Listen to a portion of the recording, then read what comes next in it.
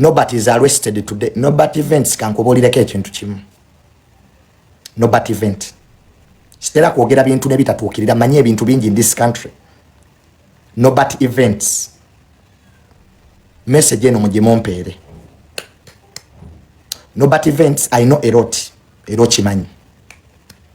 Njogera n'abantu ab'amaanyi mu ggwanga lino, that is a fact. Nobat va ku Kenzo ne Chameleon. Nkidde muganda wange. Kino kyenkugamba kiyamba ggwe.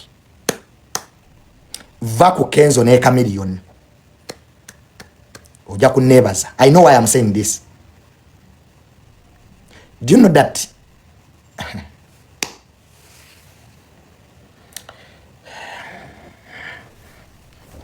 va ku Kenzo ne Chameleon. Omaiti bakugulako emisango those people. Kankomaawo.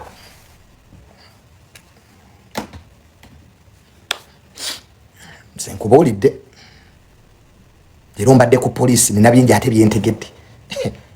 Nobat. Abasajja abo baveeko. You are going to land in the big trouble with them. Nobat bajja kusiba. Nobat bajja kusiba. Omuntu omuvuma n'omuvaako tolemera ku bantu.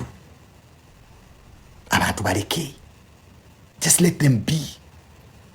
Ovumye Chameleon, ovumye Kenzo, yes, ng'obavaako.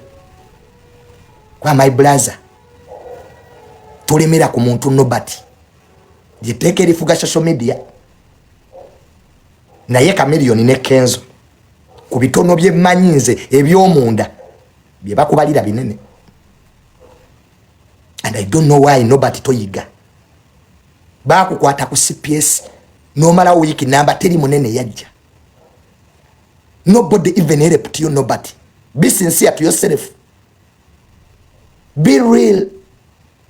Ono kyakali wa social media kabampani. Nobat muveemu. You were arrested recently. Nobody bothered even to pick you up. Still, eroli mu bintu byebimu. Ate omanyi bye wayitamu to even get that bail. You know what was there? Kati era bakubalira. Gonaabira mmesango mpaka ddi temubikoowa. Nawe oyagala fuuka ba YouTuber abatayiga. Enkya ne basiba ntambi. Era ono Shalumu n'atayiga. Kati naye yaddako. Osanga anayigira Luzira. You learn from prison. Nkulaire wanaaviirayo ng'ategedde nti ensi nzibu.